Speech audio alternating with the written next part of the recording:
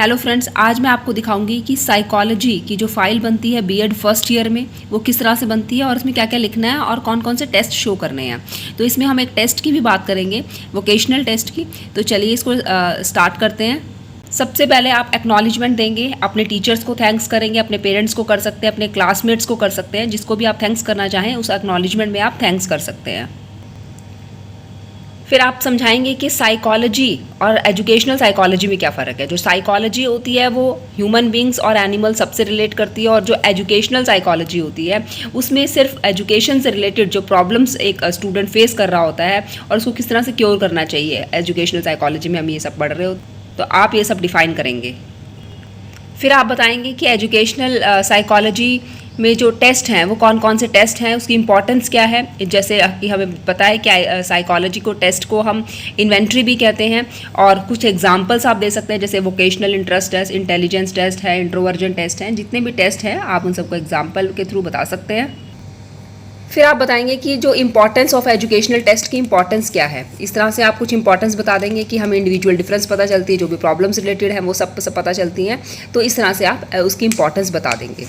उसके बाद अब हम बात करेंगे कि साइकोलॉजिकल एक टेस्ट है हमारे पास, उसका नाम है वोकेशनल इंटरेस्ट रिकॉर्ड टेस्ट, जो कि वीपी बंसल और द पीएन श्रीवास्तव का है। ये आगरा में पब्लिश हुई है। इसकी जो लैंग्वेज है वो हिंदी है। एडमिनिस्ट्रेशन की अगर हम बात करें तो सेल्फ एडमिनिस्ट्रेड है, मतलब आप भी इसको अपने ऊपर ये टेस्ट लगा सकते हैं कि कौन सा वोकेशन आपके लिए सबसे ज़्यादा आपके लिए फिट रहेगा।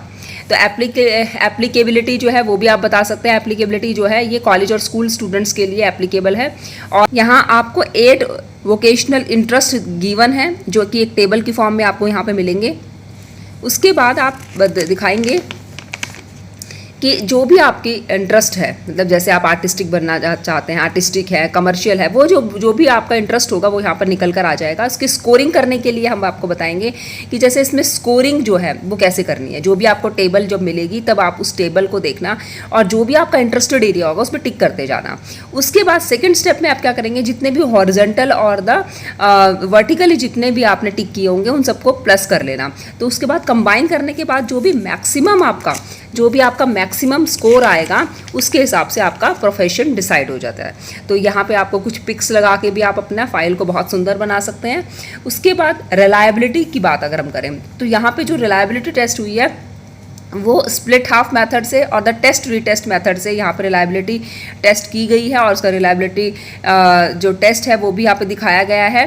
तो यहाँ पे हम ये मान सकते हैं कि ये जो टेस्ट है वो रिलायबल टेस्ट है, तो इसको किया जा सकता है।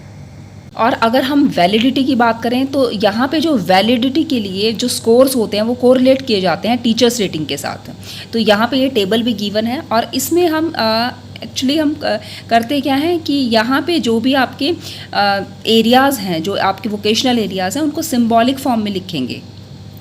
साथ ही साथ आपको स्टेनाइन टेबल भी आपको दिखा देती हूँ। यहाँ पे जो स्टेनाइन नॉर्म्स टेबल है, यहाँ पे आप अपने स्कोर्स को कोरिलेट करेंगे कि आपके जो स्कोर्स निकल के आए वो कौन से ग्रेड से मैच करते हैं। आप देखेंगे कि जो भी आपका मैक्सिमम स्कोर है वो कौन से ग्रेड में आ रहा है। ठीक है, इस तरह से आप टेस्ट करेंगे। तब जब यहाँ पे जो टेस्ट किया गया वो पाया गया कि यहाँ पे जो मैक्सिमम ग्रेड जो निकल के आया वो निकल के आया 4th। इट मीन्स ये जो है वो एग्जीक्यूटिव वोकेशनल टेस्ट एरिया जो है वो इसका निकल के आया है। तो यहाँ इसके लिए ये सबसे ज़्यादा फिट है ये स्टूडेंट जो है। तो इस तरह से आपको एक बार टेबल दिखा देती हूँ।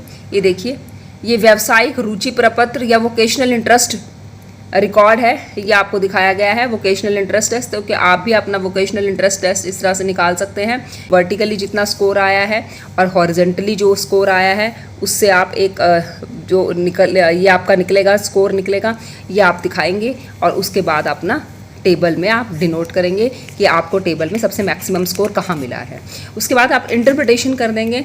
इंटरप्रिटेशन यहाँ पे निकल के आया था कि ये 4th ग्रेड मींस आपका सबसे ज़्यादा जो है वो सोशल है, एग्जीक्यूटिव वोकेशनल एरिया है, और सेकेंडली जो है वो सोशल एंड वोकेशनल एरिया इसके लिए सबसे ज़्यादा फिट है।